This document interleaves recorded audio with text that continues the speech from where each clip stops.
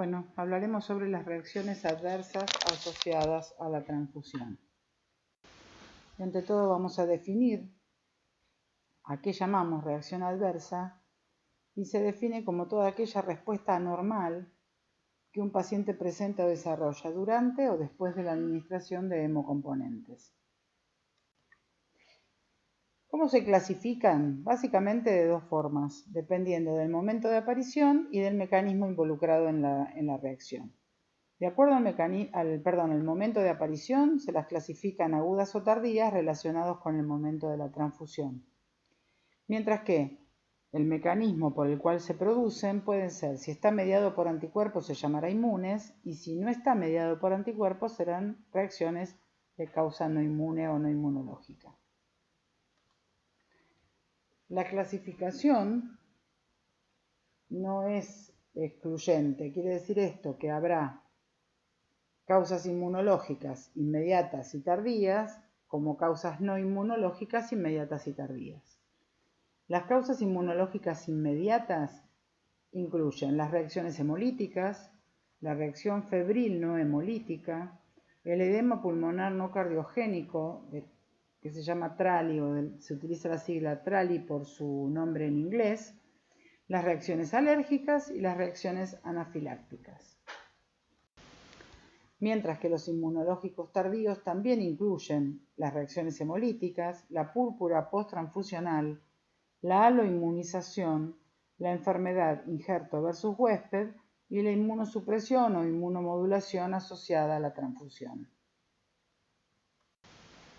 Mientras que dentro de los no inmunológicos inmediatos, es decir, reacciones agudas que ocurren pero que no son mediadas por anticuerpos, está definida la hemólisis, la sepsis, la sobrecarga circulatoria o TACO, la embolia gaseosa, la hipotermia, la toxicidad por citrato y la toxicidad electrolítica.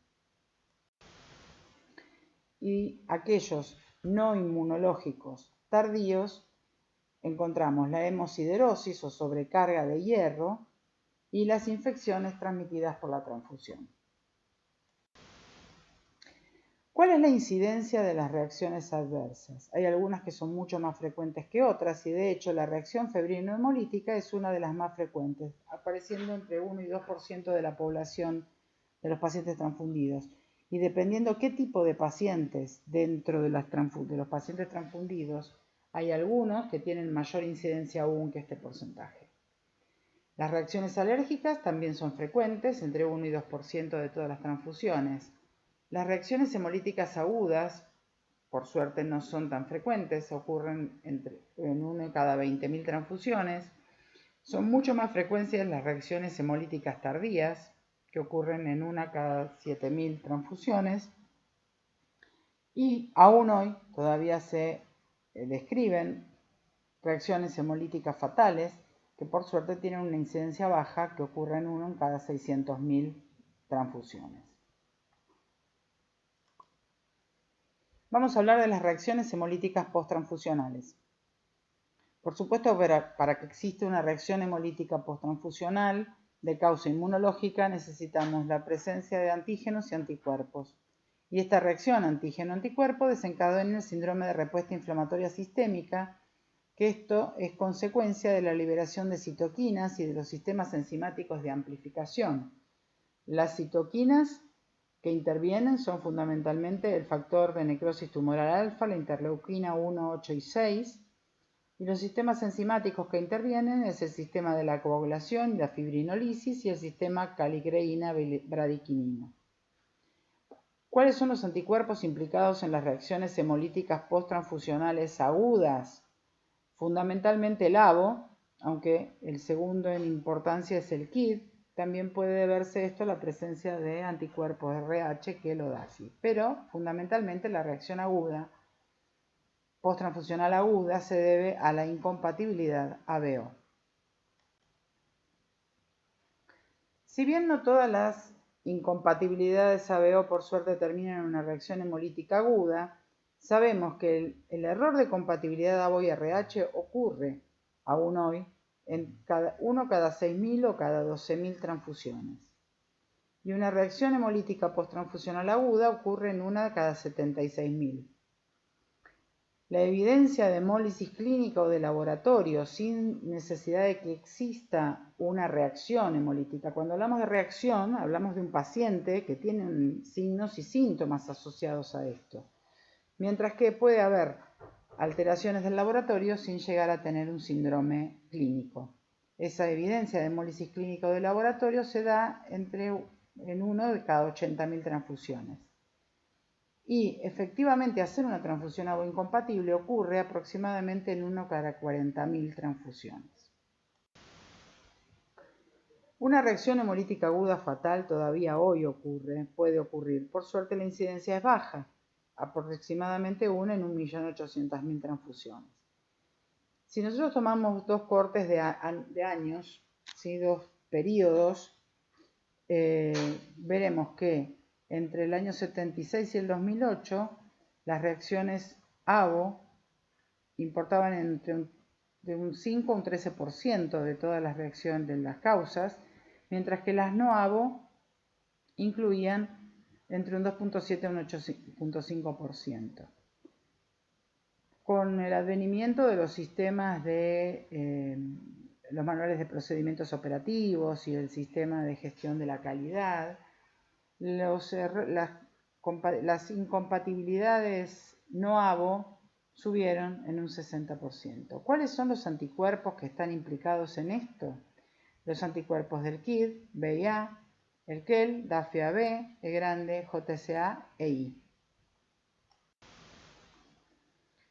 ¿Qué ocurre con la reacción hemolítica posttransfusional tardía? Tiene una frecuencia muchísimo más alta, 1 cada 2.500 transfusiones, y es una de las reacciones menos conocidas y menos reportadas, y se produce por anticuerpos de distintos sistemas, fundamentalmente los anticuerpos del sistema KID, RH, DAFI-KEL y MNS.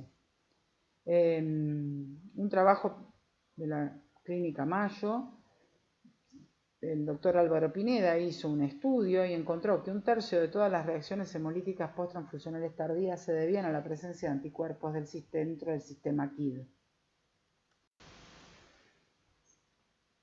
¿Qué ocurre cómo es el mecanismo de la reacción hemolítica posttransfusional aguda? Bueno, existe una hemólisis intravascular debido a la presencia de un IgM que cría complemento hasta el complejo lítico de membrana, o sea, hasta el complejo C5-9. ¿Qué va a producir esto? Hemoglobinemia y hemoglobinuria. Algunos glóbulos rojos que no son lisados debido a la acción protectora de las proteínas inhibidoras en la membrana celular o por la presencia de IgG son igualmente fagocitados luego por el sistema mononuclear fagocítico o son destruidas por el mecanismo de ADCC. La principal causa que provoca una reacción hemolítica posttransfusional aguda son los anticuerpos del sistema ABO, que como saben son de tipo IgM y están presentes en todos los individuos. La reacción hemolítica posttransfusional puede ser extravascular cuando existe el anticuerpo que interviene, es un IgG que no activa el complemento o solo le hace hasta el C3, son capturados por los macrófagos y los monocitos, se produce la lisis en el vaso y en el hígado, produce un aumento de la bilirrubina indirecta, algunos producen ADCC, y los anticuerpos involucrados son el RH que el DAFI-KID. ¿Qué es lo que modula una reacción hemolítica posttransfusional aguda? El tipo de inmunoglobulina, la clase y la subclase, cuál es la capacidad de activar el complemento, cuál es la concentración plasmática y la afinidad y la especificidad de ese anticuerpo, la densidad y la movilidad de los antígenos eritrocitarios en la membrana, la actividad del sistema mononuclear fagocítico, la sensibilidad de la membrana del glóbulo rojo al complemento, la cantidad de sangre incompatible transfundida, la condición clínica del paciente, la amplitud térmica del anticuerpo y qué tipo de hemólisis es la que está involucrada. Definitivamente, la hemólisis aguda intravascular es mucho más grave que las formas extravasculares. ¿Cuáles son las citoquinas proinflamatorias que intervienen y qué producen? Bueno, Vamos a hablar en principio de la interleuquina 1, que es un pirógeno, es decir, que aumenta la fiebre, aumenta la temperatura corporal, y esto es debido a la prostaglandina E2. Estimula también la hematopoiesis y moviliza a los neutrófilos. Está relacionada con el colapso vascular, el shock y la muerte.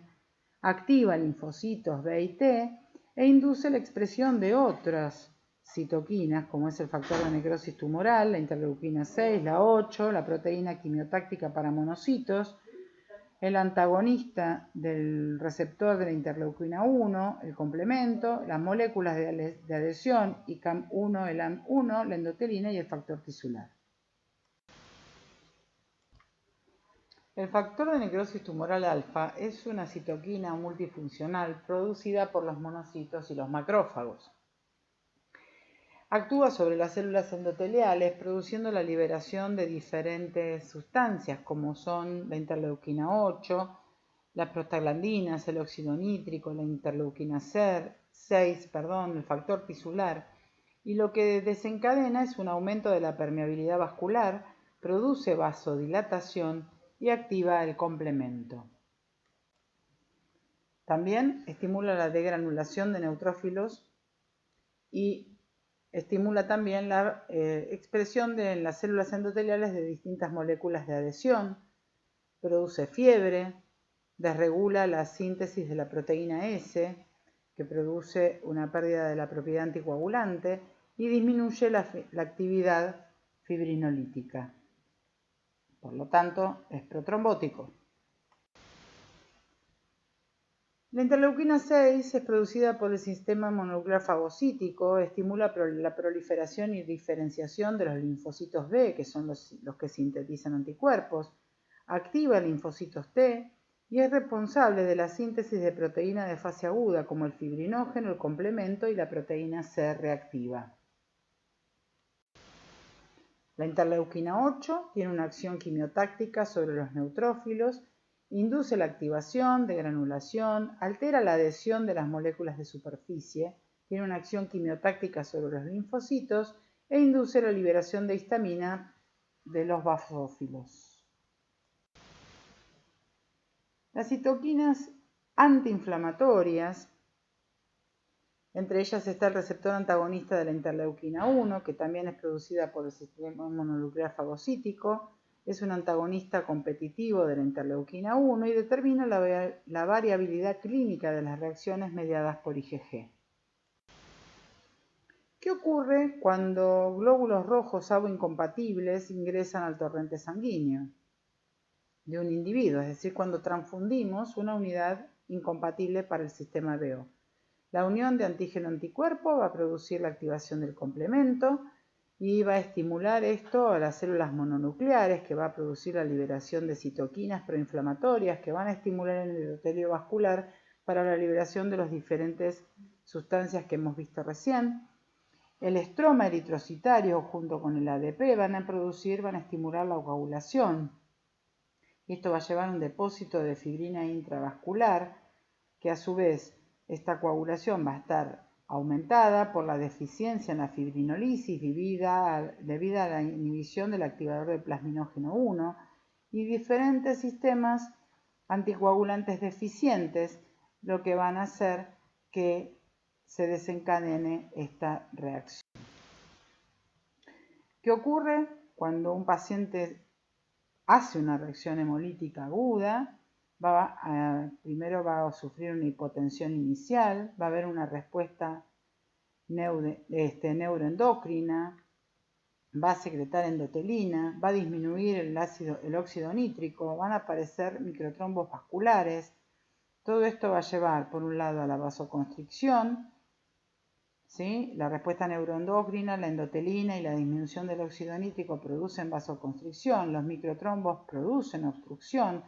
La hipotensión más la vasoconstricción y la obstrucción van a producir una isquemia renal que van a terminar en una necrosis tubular aguda, que es una de las consecuencias de la transfusión de una unidad incompatible para el sistema BO.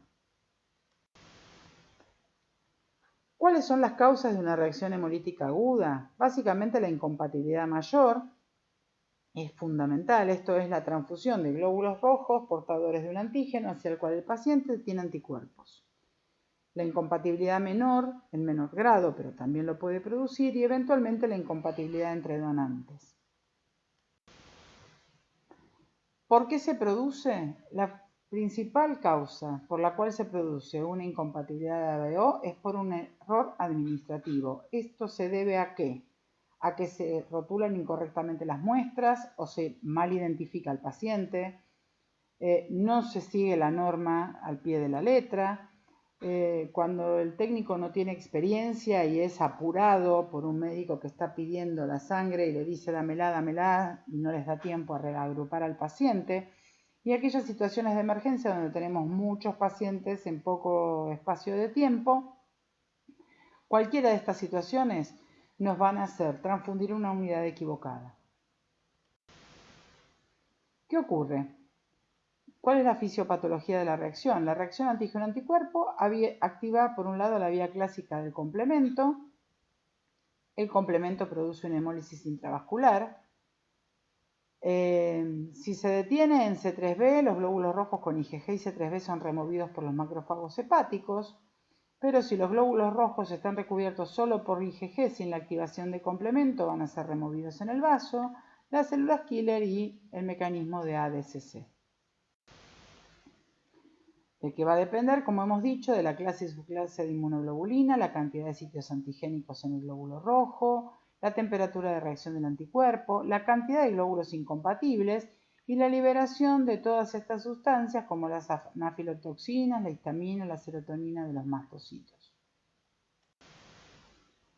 Cuando un paciente, ¿cuáles son los signos y síntomas de un paciente que recibió y está haciendo una reacción hemolítica aguda porque recibió una unidad incompatible?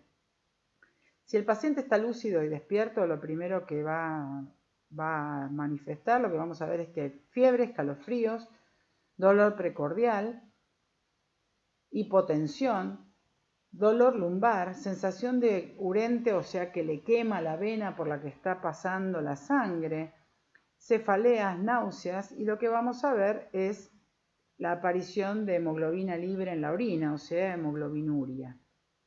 Si no lo detenemos, esto puede producir una hemorragia, shock y la muerte del paciente. Si el paciente está despierto, nos va a hacer saber que algo está pasando. Y de esa manera nos puede alertar sobre la probabilidad de haber errado en la unidad que se está transfundiendo.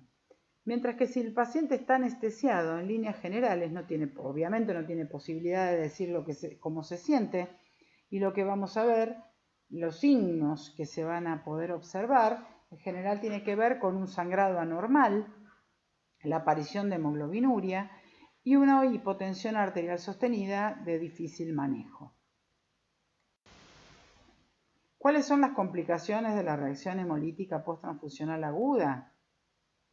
La coagulación intravascular diseminada, esto se debe a la liberación de sustancias tromboplásticas, producto de la hemólisis, la activación del mecanismo de la coagulación por la presencia de los complejos antígeno-anticuerpo.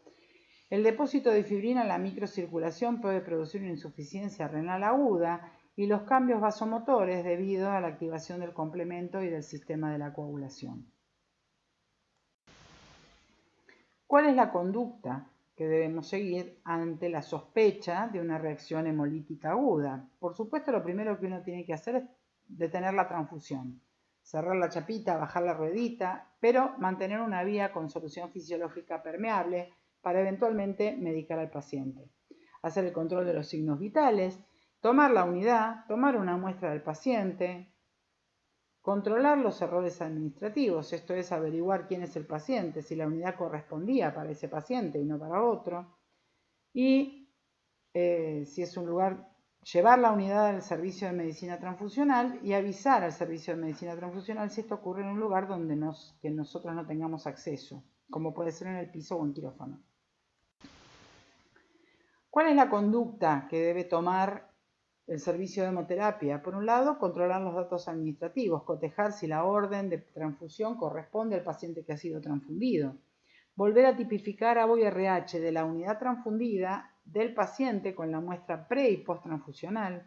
repetir la prueba de compatibilidad con la muestra de suero pre y posttransfusión, investigar anticuerpos irregulares en muestras de suero pre y posttransfusión por técnicas convencionales y por otras de mayor sensibilidad, y hacer una prueba de antiglobulina directa, una prueba de CUM directa en la muestra posttransfusional. Cuando tenemos una incompatibilidad DAVO, es probable que la prueba de antiglobulina directa nos dé un resultado negativo, porque en realidad los glóbulos rojos son lisados rápidamente por la presencia de la IgM anti-A y anti-B en el suero del receptor. ¿Cuál es el objetivo del tratamiento? Contrarrestar el shock, prevenir la falla renal y tratar de evitar o corregir la coagulación intravascular diseminada. ¿Cuáles son las estrategias para el tratamiento? Bueno, por un lado, detener la transfusión, llamar al médico que se haga cargo de la situación y hay que establecer un buen acceso venoso, controlar los signos vitales y trasladar al paciente a terapia intensiva. Por otro lado, para prevenir la falla renal debemos reducir la dosis de dopamina, forzar la diuresis, mantener la TA y la diuresis, y para el manejo de la CID, la administración de heparina o de hemocomponentes. A futuro se están tratando de utilizar algunos inhibidores de la interleuquina 1, ya sea con receptores solubles o antagonistas o anticuerpos antirreceptor, corticoides, neutralizar el factor de necrosis tumoral con anticuerpos monoclonales o receptores solubles y tratar de interrumpir la CID con un inhibidor de factor tisular, concentrados de antitrombina 3 o concentrados de proteína C. Vamos a hablar ahora de la reacción hemolítica tardía y cuáles son las formas en las que se presenta. En general, son pacientes con antecedentes transfusionales que tienen una detección de anticuerpos irregulares negativas, o pueden ser pacientes que se han transfundido por primera vez con síntomas tardíos. ¿A qué se debe una reacción hemolítica posttransfusional tardía? A una respuesta inmune secundaria a los glóbulos rojos del donante. ¿Y por qué se produce esto? Porque en el momento de la transfusión, el título de anticuerpos puede estar por debajo del poder de resolución de las pruebas pretransfusionales, con lo cual vamos a tener pruebas de compatibilidad pretransfusional y detección de anticuerpos irregulares negativas. Vamos a estar transfundiendo una unidad que aparenta ser compatible. La transfusión de esa unidad, en teoría compatible, va a estimular la respuesta inmune secundaria, produciendo un aumento de título de IgG entre los 3 y 7 días. Los anticuerpos que producen este tipo de reacción tardía son el KIT como primer anticuerpo, primera frecuencia, aunque pueden ser también el RH, el DAFI, el LMNS. En realidad cualquier anticuerpo cuyo título decrezca a niveles indetectables en el suero del paciente pueden causar este tipo de reacción. Cuando hacemos una prueba antiglobulina directa de la muestra posttransfusional, vamos a encontrar que esa prueba de CUM directa es positiva. ¿Cómo se previene una reacción hemolítica? Lo primero que tenemos que hacer es controlar los aspectos administrativos de la transfusión. ¿Qué quiere decir esto? Que cuando uno recibe un pedido de transfusión para un paciente, tenemos que tener certeza de los datos filiatorios de ese paciente, identificar correctamente al paciente, identificar correctamente la muestra del paciente, reagrupar la unidad y al paciente antes de la transfusión, controlar estrictamente la transfusión y cumplir a rajatablas y a pie juntillas el manual de procedimientos operativos. Vamos a hablar entonces ahora de la reacción febril-no-hemolítica, que como su nombre lo indica, el principal síntoma que vamos a ver, o signo que vamos a ver, es el aumento de la temperatura corporal en al menos 1 grado centígrado por arriba del valor basal. Es la reacción adversa más frecuente, como hemos dicho, y en el total de los pacientes aproximadamente corresponde al 2% de los pacientes transfundidos Pero si hablamos de pacientes politransfundidos o de mujeres multíparas, la probabilidad de aparición de reacciones febriles es más alta, puede llegar hasta un 10% o más. ¿Cuál es el mecanismo por el cual se produce una reacción febril no hemolítica? Por la presencia de anticuerpos contra antígenos plaquetarios y leucocitarios en el suero del paciente o anticuerpos contra antígenos de clase HLA clase 1. También se puede deber a la actividad de las citoquinas que pueden infundirse junto con el componente, sobre todo con las plaquetas, cuando están conservadas cerca de la fecha de vencimiento. ¿Qué citoquinas intervienen? La interleuquina 1, 6, 8 y el factor de necrosis tumoral, y la actividad de las fracciones del complemento. Bueno, un esquema de la fisiopatología de la reacción febril no hemolítica.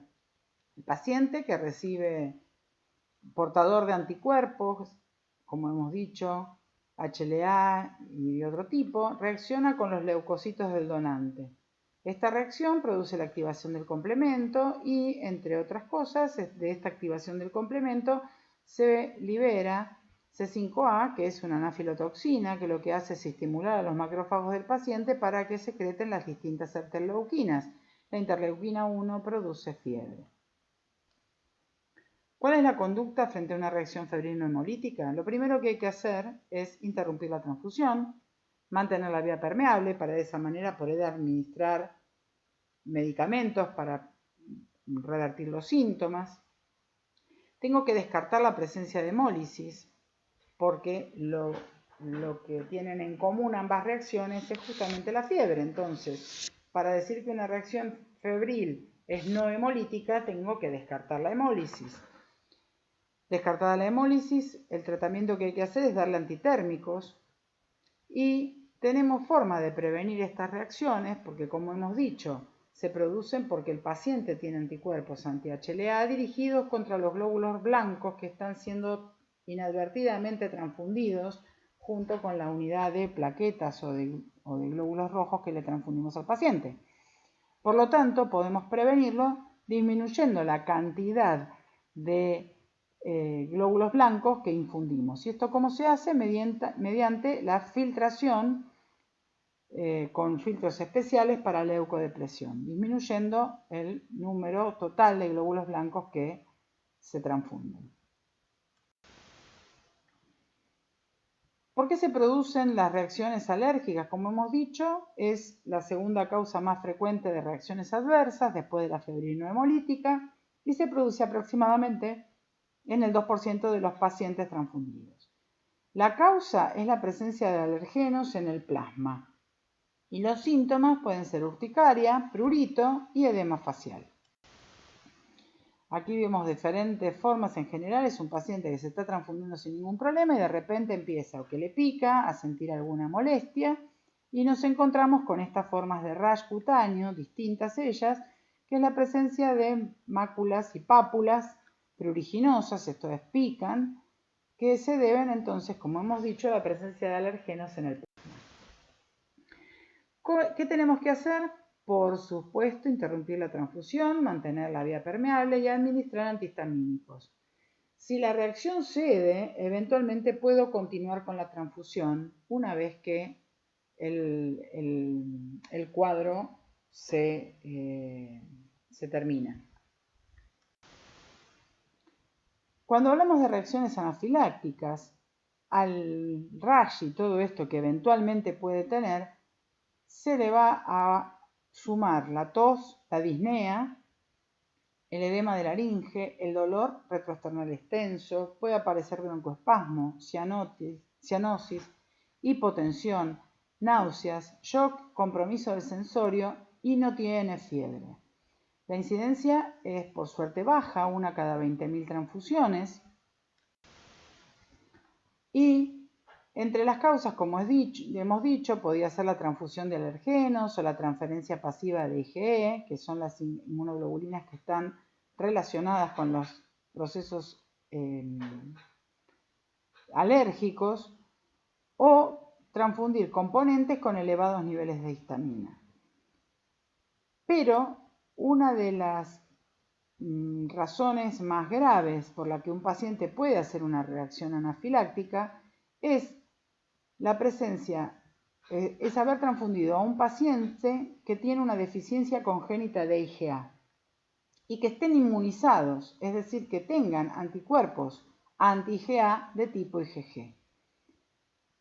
Es importante conocer la causa de la reacción anafiláctica para detectar a estos pacientes, que son sobre los que podemos tomar medidas a futuro. ¿Cuál es el tratamiento? Por supuesto, suspender inmediatamente la transfusión, conservar la vía permeable, mantener estable la presión, y lo que hay que hacer es inyectar adrenalina por vía subcutánea.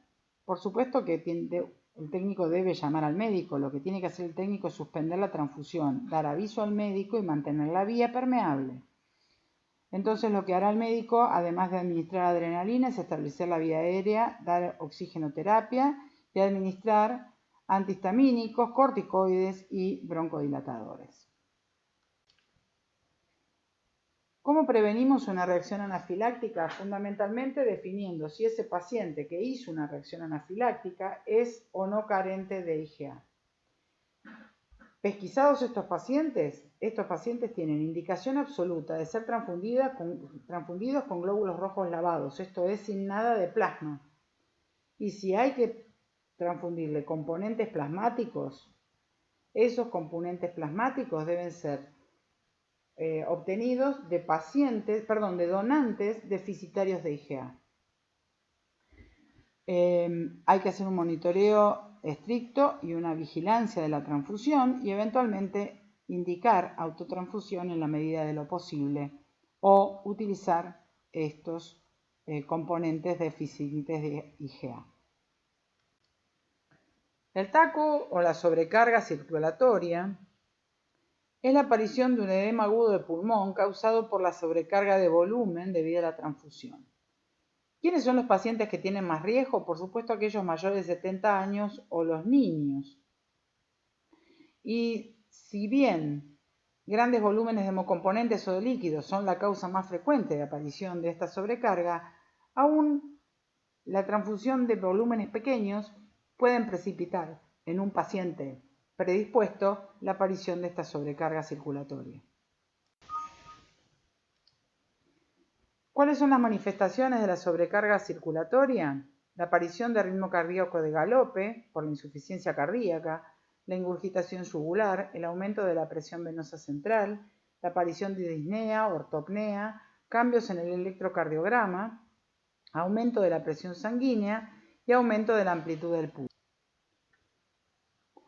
¿Qué es el edema pulmonar? Es la acumulación excesiva de líquido en el tejido pulmonar, que puede ser por causa cardíaca o pulmonar. Y la manifestación es una dificultad respiratoria con aumento del trabajo de los músculos respiratorios, disnea, disminución de la saturación de oxígeno en sangre, o sea, hipoxemia o desaturación. La ingurgitación yugular se ve con el aumento de las yugulares pletóricas de sangre. La cianosis es la coloración azulada de la piel y las mucosas. Esto puede ser secundario al aumento de la hemoglobina reducida y las causas pueden ser cardiovasculares o respiratorias. Un paciente con un edema pulmonar puede tener cianosis. Otra de las afectaciones pulmonares como reacción adversa a la transfusión es la injuria pulmonar aguda asociada a la transfusión o TRALI por su sigla en inglés. ¿Por qué se produce? Es una reacción pulmonar por leucoaglutinación. Hay un daño al alvéolo capilar difuso que produce un síndrome de distrés respiratorio del adulto. ¿Cuál es el mecanismo? Al revés de la reacción febril no hemolítica, lo que ocurre aquí es que lo que se infunden son anticuerpos anti-HLA que están dirigidos contra los antígenos en los linfocitos y granulocitos del receptor. Esto activa el sistema de complemento hasta el C5a, produce la liberación de lípidos de los neutrófilos y produce la agregación y atrapamiento de émbolos leucocitarios en la microcirculación pulmonar. Esto produce liberación de histamina, serotonina y produce un daño capilar y alveolar. Esto lleva al edema local y a la hipoxemia. ¿Cuál es el cuadro clínico? Vamos a ver un paciente que empieza con disnea, cianosis, fiebre, hipotensión, taquipnea y obstrucción aérea de comienzo súbito. ¿Sí? Cuando la placa de tórax muestra un infiltrado alveolar con una silueta cardíaca normal y ausencia de congestión venosa en los lóbulos apicales. ¿Qué hay que hacer? ¿Cuál es la conducta? Por supuesto, suspender inmediatamente la transfusión, trasladar al paciente a terapia intensiva, darle soporte ventilatorio y darle corticoterapia en altas dosis. Y hay que evitar la administración de diuréticos, que los diuréticos sí son efectivos en el TACO, en la sobrecarga circulatoria, pero no en esta forma de edema pulmonar que, como su nombre lo indica, es no cardiogénico. ¿Cómo prevenimos el TRALI? Se sabe que la causal del TRALI es la presencia de anticuerpos HLA en el suero del donante. Por lo tanto, lo que vamos a hacer es, cuando definimos que un donante ha sido el causal de un TRALI, vamos a diferir permanentemente a ese donante implicado y debemos identificar a las donantes multíparas, a las mujeres donantes multíparas, y evitar la transfusión de plasma o de plaquetas de esas pacientes, de esas donantes, perdón. Y hay que hacer un estricto monitoreo y vigilancia de la transfusión. Enfermedad de injerto versus huésped posttransfusional.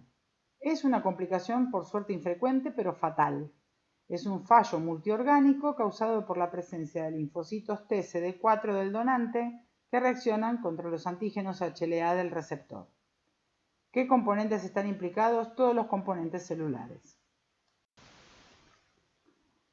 ¿Cuáles son los criterios de Billingham para hablar de la enfermedad de injerto versus huésped asociada a la transfusión? La presencia de células inmunocompetentes en el donante, la incapacidad del receptor de reaccionar contra el injerto, y esto también puede ocurrir en donantes, en receptores homocigotas que comparten un haplotipo HLA con el donante. Es decir, el receptor es homocigota para un haplotipo que tiene el donante. El receptor es incapaz de reaccionar contra el injerto. ¿Cuáles son las manifestaciones clínicas? Va a haber aumento de la temperatura y rash cutáneo, compromiso gastrointestinal, afección hepática, afección del sistema linfohematopoyético en el timo, la médula ósea y la aparición de infecciones. ¿Cómo se diagnostica? Es un diagnóstico de exclusión. Tenemos que tener el antecedente transfusional asociado a la clínica, la histopatología, los estudios citogenéticos y la tipificación HLA de los linfocitos del donante y del receptor. No tiene tratamiento, por lo tanto, la única forma que tenemos de evitarlo es prevenirlo. ¿Y cómo lo prevenimos? Con la irradiación gamma. ¿Qué hace la irradiación gamma? Inactiva a los linfocitos, con un mínimo daño en el resto de las células. Produce el daño en el ADN nuclear e interrumpe la división celular y produce muerte. La leucorreducción no produce efectos preventivos sobre la enfermedad de injerto versus huésped.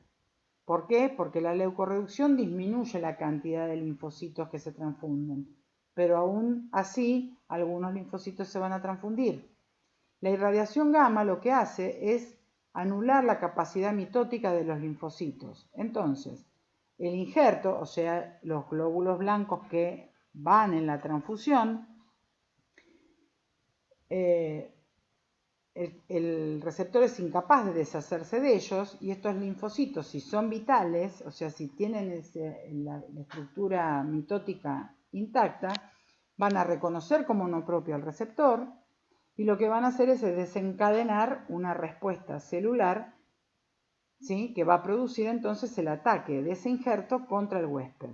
Si yo transfundo linfocitos irradiados, es decir, que no tengan capacidad mitótica, esos linfocitos que ingresen a la circulación del paciente van a reconocer como no propio al paciente, van a intentar hacer la expansión clonal, pero esto va a estar inhabilitado porque los linfocitos son incapaces de reproducirse, porque esto es lo que hemos hecho con la irradiación. La púrpura posttransfusional es una trombocitopenia autolimitante de comienzo brusco que aparece entre 5 a 10 días después de la transfusión. Produce la destrucción de las plaquetas propias y de las transfundidas.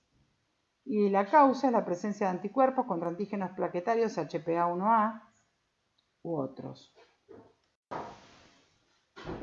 ¿Cómo se ve desde el punto de vista clínico? Es un síndrome purpúrico, es decir, el paciente tiene una diátesis hemorrágica con epistaxis, sangrado gastrointestinal, sangrado urinario y si sangra en el sistema nervioso central va a tener una mortalidad de alrededor del 9%.